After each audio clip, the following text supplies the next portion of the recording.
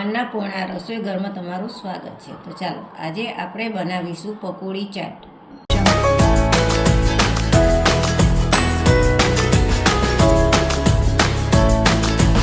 માટે આપણે વટાણાના 5 કલાક પહેલા પલાળી લીધા છે।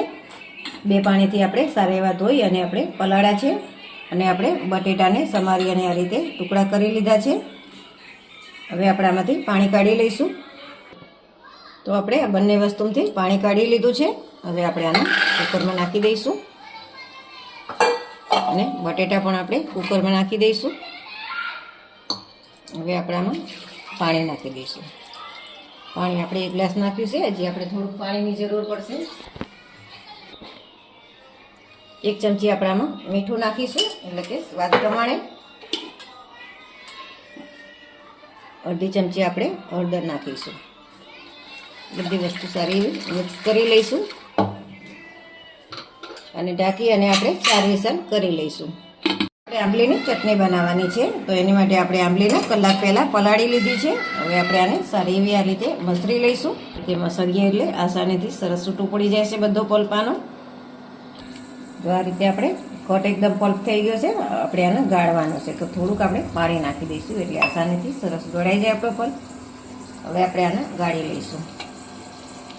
આ રીતે પલ્પ બધો કાઢી લીધો છે। હવે આપણે આની અંદર મસાલા કરીશું। તો આપણે જેટલી આંબલી લીધી હતી એટલો જ આપણે ગોળ લીધો છે, તો આપણે ગોળ નાખી દઈશું। 1 ચમચી આપણે મરી પાવડર નાખીશું। 1 ચમચી આપણે લાલ મરચું નાખીશું। ચપટી આપણે હળદર નાખીશું। સ્વાદ પ્રમાણે આપણે મીઠું નાખીશું। થોડોક આપણે સંચર પાવડર નાખીશું, અડધી ચમચી જેટલો, અને આપણે શેકેલા જીરાનો પાવડર નાખીશું। બધી વસ્તુ આપણે મિક્સ કરી દીધી છે। હવે આને આપણે ઉકાળીશું। હવે આપણે બધી વસ્તુ ગેસ ઉપર મૂકી દીધી છે। હવે આપણે આને ઉકળવા દઈશું। જો આ રીતે આપણી સરસ ઘટ એવી ચટણી સરસ આપણી આંબલીની બની ગઈ છે। અને આ સમયે જો થોડીક આપણે ચાખી અને કદાચ ખાટું લાગે ચટણી, તો અંદર તમે ખાંડ નાખી શકો છો, પણ મારા પરફેક્ટ થઈ છે એટલે કાંઈ ખાંડ નાખવાની જરૂર નથી। હવે આપણે ગેસ બંધ કરીશું। હજી આ ઠરશે એટલે કટ થશે। આપણે ગ્રીન ચટણી બનાવવાની છે, તો એની માટે આપણે કોથમીર ધોઈ અને લઈ લીધી છે। આમચૂર પાવડર લીધો છે। ખાંડ આપણે 1 ચમચી લીધી છે। 2 ચમચી આપણે જે આપણે ચણાની ડાળિયા કહેવાય છે એ આપણે ડાળિયા લીધા છે। ફુદીનો લીધો છે 1 ચમચી જેટલો। લીમડાના પાન 2-3 પાન લીધા છે। આપણે ચપટી મીઠું લીધું છે અને ચપટી આપણે સંચર લીધો છે, એટલે કે સ્વાદ પ્રમાણે આપણે મીઠું લીધું છે। 2 લીલા મરચાં લીધા છે। 1 આદુનો કટકો લીધો છે અને 3 કરી આપણે લસણ લીધું છે। બધી વસ્તુ આપણે ગ્રાઇન્ડ કરી લઈશું 2 ચમચી પાણી નાખીને। ચલો હવે આપણે શેકેલા જીરાનો પાવડર 1 ચમચી નાખીશું, એમાં બતાવવાનો સ્કીપ થઈ ગયો હતો, અને 2 ચમચી આપણે પાણી નાખીશું। હવે આ બધી વસ્તુ આપણે ગ્રાઇન્ડ કરી લઈશું। ચાલો હવે આપણે જોઈ લઈએ। જો આપણી ચટણી બહુ સરસ એકદમ ગ્રીન થઈ છે। આ રીતની આપણે અત્યારે થીક રાખી છે। તમારે જો થોડીક ઢીલી જોતી હોય તો અંદર થોડુંક વધારે પાણી નાખી અને મિક્સ કરી લેજો। હવે આપણે આમ કાઢી લઈશું। ચલો હવે આપણે જોઈ લઈએ। 4 વિસલ થઈ ગઈ છે અને કુકર એને જાતે જ આપણે ઠંડુ થવા દીધું હતું। જો બહુ સરસ આપણા બટેટા પણ થઈ ગયા છે અને વટાણા પણ સરસ બફાઈ ગયા છે। હવે આપણે આની અંદર પાણી નાખીશું, આપણે જે રીતે ગ્રેવી બનાવી હોય એ રીતે। હવે આપણે આને થોડાક આ રીતે બટેટાને મેશ કરી દઈશું। અને કોઈ બ્લેન્ડરથી કે કોઈ વસ્તુથી આપણે નથી ચીરવાના, આ રીતે ચમચીથી જ આમ કરશું એટલે સરસ રગડો થઈ જશે। ચલો હવે આપણે આની અંદર મીઠું નાખેલું છે એટલે આપણે સંચર પાવડર નાખીશું। તો આપણે 1 ચમચી સંચર પાવડર નાખીશું અને 1 ચમચી આપણે ચાટ મસાલો નાખીશું। આની અંદર આપણે બીજી કોઈ વસ્તુ નથી નાખવાની। હવે આપણે આને ઉકળવા દઈશું। જો આ રીતે આપણો રગડો બહુ સરસ ઉકળી ગયો છે। આ રીતે બટેટા થોડા આખા પાખા અને આ રીતે દાણા પણ આખા પાખા રાખ્યા છે અને દાણો એકદમ સરસ બફાઈ ગયો છે। જુઓ હવે આપણે ગેસ બંધ કરી લઈશું। ચાલો બધી વસ્તુ આપણી તૈયાર થઈ ગઈ છે। હવે આપણે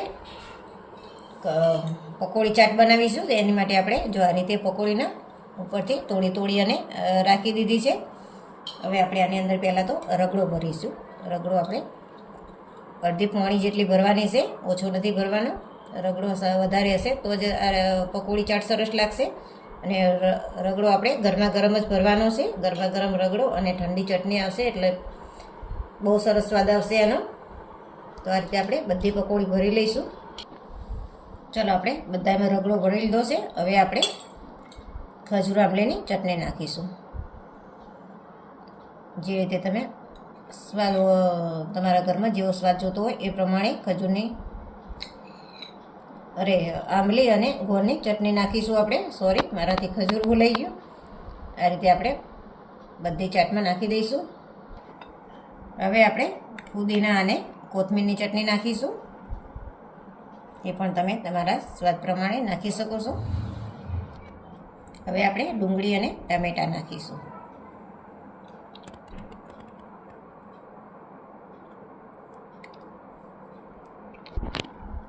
ઉપરથી આપણે થોડો થોડો ચાટ મસાલો નાખીશું. જો તમારી પાસે જલજીરા પાવડર હોય તો એ પણ તમે નાખી શકો છો. હવે આપણે સેવ નાખીશું. આપણે આ રીતે બધી ચાટ ઉપર સેવ નાખી દઈશું. આ રીતે આપણે બધામાં સેવ નાખી દીધી છે. હવે આ રીતે આપણે પાણીપુરી પૂરી સેવને આ રીતે ભાંગી અને આપણે નાખી દઈશું. અને અંદર તમારા મસાલા સિંગ કે મસાલા ડાળિયા નાખવા હોય તો પણ નાખી શકો છો. જો લસણ મરચાંની ચટણી નાખવી હોય તો પણ તમે નાખી શકો છો. ઉપરથી આપણે થોડી ખજૂર આંબલી ગોળ આંબલીની ચટણી નાખીશું.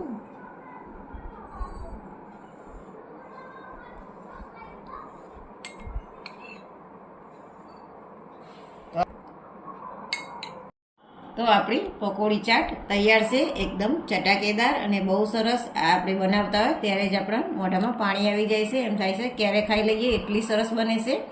તો તમને આ રેસીપી વિડીયો ગમ્યો હોય તો લાઈક કરો, શેર કરો અને સબસ્ક્રાઈબ કરવાનું ભૂલતા નહીં.